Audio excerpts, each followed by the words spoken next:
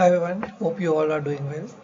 So today I am bringing a new set of question which is basically a part of arrays only. But yeah, this question helped me build my intuition a lot. So when I actually did that question on my own, I was like, okay. So a lot of my mentees have seen, I have seen a lot of mentees were not able to do this problem statement because they were not able to read between the lines.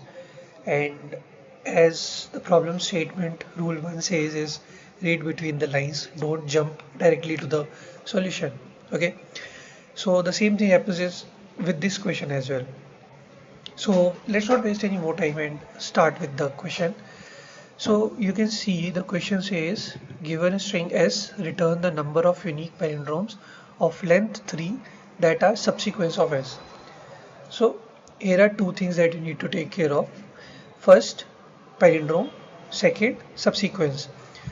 So what exactly is subsequence? You will read it over here only. Okay. So note that even if there are multiple ways to obtain the same subsequence, it is still only counted once. Okay, fine. Now, a palindrome is a string that reads the same forward and backward. So A B B A, A B C C B A, A B C B A. These three are palindromes. Why? Because what is the first half? First half is also the second half, but in the reverse order.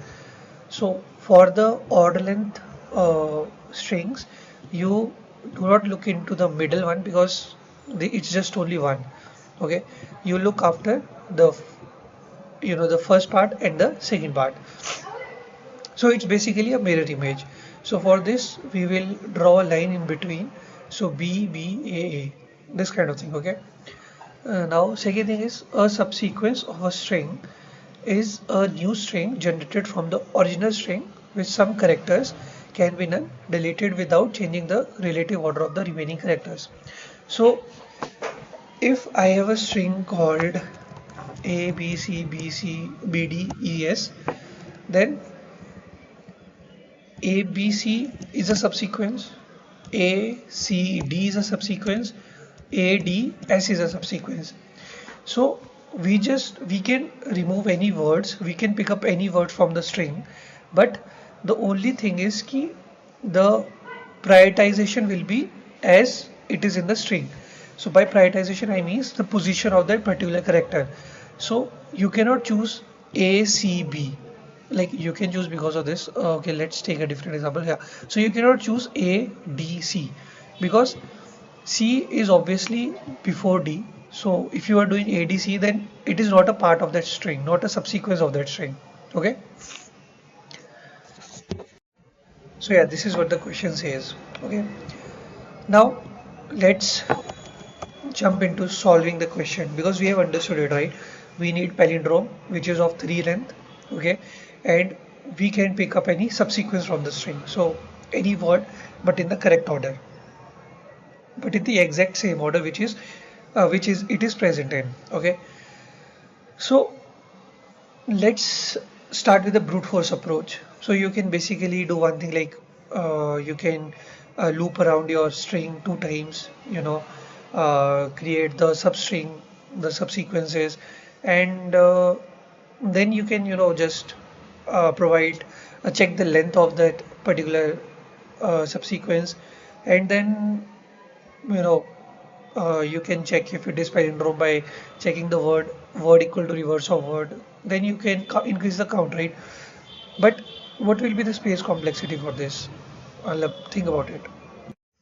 So it will go big of n square, right? So real brute force approach for this will be big of n cube.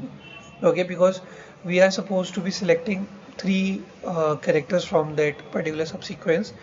So if you optimize it a little bit, it will become big of n square. But if the constraint goes for 10 raised to the power 4, then it will be again 10 raised to the power 8 overhead for the time complexity, which is not right. So is there a way that we can solve it in a big of n time? Okay.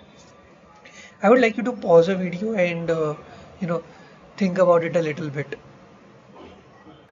So basically we know the constraints, right? We know ki whatever subsequence we will be selecting, the first and last word of it will be same, but the middle word will be different. And why? Because the palindromes is only asked to have a length of 3. Okay, so does this make sense to you? If it does make sense to you, pause the video for a little while and uh, think of a solution like an intuitive approach. So yeah, if you thought about you know checking for a particular character and its first position and its last position, then you are on the correct track. Okay, because yes, this is the ask. We have to build this particular thing, right? Where we have a palindrome, the first character and the last character is same, but the middle character is different. So if I have the starting position of one character and the starting position of that other character, ending position of that other character, so whatever the characters will come in between, right, they will make the palindrome, right? Now you will be thinking like, what if the characters in the middle are repeated and we don't want any, it actually suggests that over here it suggests, right? Note that even if there are multiple ways to obtain the same subsequence, so if B is present multiple times, then we don't want that B, right? So what if we use some other data structure that can utilize this? Not data structure, I'll say a theory, okay, uh, that can help you to only fetch the unique elements, right? So what if you can do that? I would like you to pause the video and think about it. Now, I think you might have reached to a particular intuition like what you can do. And if you thought that you can utilize set here or even hash map, then I'll say you are in a right track, but utilizing hash map will be a little bit overhead. Okay. So let's write the code. Okay. I know I said that hash map will be a little bit overhead, but I'll give you the explanation while we are doing the code. Okay. So what we need is first occurrence of the character and the second occurrence of the character. So we will do it as a keep it as a hash map. Now what I'll do is I'll iterate over the string for I in range length of s. So I'll check if my character is not in the like first what I need to do is I need to collect the unique characters, right? That will uh, uh, unique characters in the starting only, okay, which are not present in my first hash map. So what I want here is I want to basically have the unique characters, but in one of the hash maps which is first, I will store its first occurrence and I should name it as last, and in the last hash map I should be storing their last occurrence. So I'll do basic thing if s of I in first not in first. So for the first sequence, I just want to make sure that we are encountering a new character. So what I'll do is first of s of I will be I. So we wanted the first occurrence and the last occurrence. So I will be storing that particular character and its index. So I here will store the starting index, the first index of that particular character in my first hash map. If that's not the case, then I will just do last of s of I equals to I. So the last of so here I will store the last index, last occurrence of that particular character s of I in my last hash map. Okay, now it's done. So what I'm supposed to do now, I will be iterating over my first hash map now. So I have stored the characters, right? For characters slash index in first dot items. So I would like to first show you what will happen, like what will be stored. So I will be print ch and index, as it is asking for something, so I'll keep the return as 0 now. Well, it's not required as well, but okay, fine, it's fine. Now if I run it,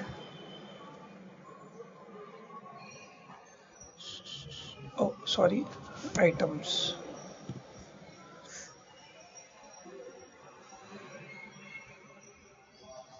So you can see I have occurrence of A, I have occurrence of B, and I have occurrence of C, which is A's first occurrence was 0, B's first occurrence was 2, and C's was 3. And in the same case, if I print out last, my last index, sorry, last hash map, so it will be giving me the last index of that particular character. Now if I run this, you can see A4, B2, C3. Why B and C are same? Because their occurrence is only once. Okay, and for A4 you can see 0, 1, 2, 3, 4. So last occurrence was at 4th index, so we stored it. Now what we have to do is find the unique characters, right, between this particular index. Now what I'll do is I need to check if this particular characters, the index of the particular character, or I say the occurrence of this particular character, if it exists in last as well. Okay, so over here we need to check the two condition. If first condition will be if character exists in last hash map, and the second condition, which is the basic one, is if the index of first character is basically less than. So this is how we will be testing it, because you have this B and C in both of the hash maps, right? So actually there is only one condition, but how to check it is if the index of first character is less than index of last occurrence actually. So it's not even the index if the first occurrence is less than the last occurrence. So let's say I say first of S of I is less than last of S of I. Okay, so for A it will be true because A's first occurrence was 0, 0 is less than 4, which is true. But for B and C it will be 2 less than 2, which will be false because 2 is equal to 2. And the same for C, 3 is less than 3, false. So this will be this particular comparison will help us understanding only the characters which are in first and last, and they are repeated multiple times. Okay, so I'll remove this. Now if index is less than last of character, okay, so now we know if index is less than last of character. Now we need to find the unique characters between. So for A, my index was 0. Okay, so I'll just say 0 is less than when last of character. So CH will be A, last of CH will be 4. So 0 is less than 4, which is true. Now I need to find the unique characters between I need to find it between the S of 0 to 4 now. Okay, because first index was at 0, so let's say not 0, it will be IDX plus 1, which was 0, 0 plus 1 will be 1, and for this 4 I had last of character. So between S to 1 of 4 I need to find the unique characters. So S to 1 of 4 will become A, B, C. Now in this A, B, C, whatever will be the unique characters, it will come inside of this. Okay, so I'll print it as well. Print unique characters.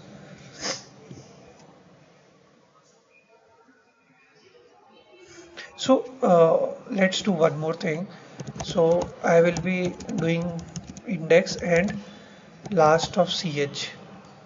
Okay, so the character, its index for the first hash map and its index in the last hash map. Then you will have a little idea about it as well. Now when I run it, it will show me. So first is A04. So A04, 0 is less than 4. So we will find the unique characters. Now the unique characters came in as ACB.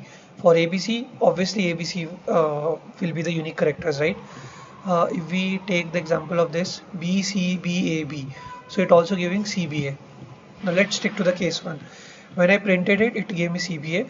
Now when the loop will go to again to B, it is 2 2, which is 2 is not less than 2, it is equals to 2, so the condition will not go there. Then 3 is less than 3, 3 is less than 3, not equal to 3, 3 is equal to 3, not less than, so it will also not go here. So this 0 to 4 gave us these unique characters. Now what I need to do is I need to have one result. Okay, so if I have ACB, AA as my first and last, so I can make ACA, I can make ABA, I can make AAA. So I can basically make 3 palindromes from it. Okay, so what I'll do is basically is in my result I will add length of unique characters, as simple as that, and then I'll just return my result. Now let's run it. Perfect. But for the case 2, you can see there are no repetitive characters, like all the characters are unique here.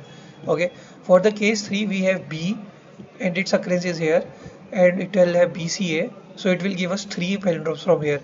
Now again we have C, it is repeated 1 time, and then we have A, it is repeated 2 times, so we will have ABA, so 3 plus 1 4, so that's why we got the answer as 4. Now let's run it.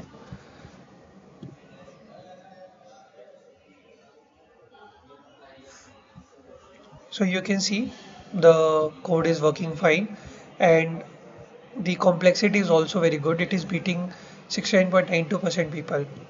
Now for this, as I said, we can also use the hash map here.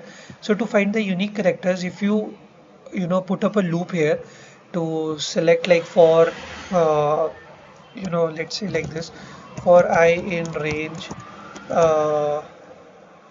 0 to 4, like what it will be, last of ch minus character plus 1, and here you found like hm dot hm of s of I equals to 1. Like if you did these kind of things, even though you could have got the length of your hash map, but again it's another time complexity, like another big of n minus 2 in the worst case scenario that you have to do, which will become big of n square, and we want to keep it as log of big of n.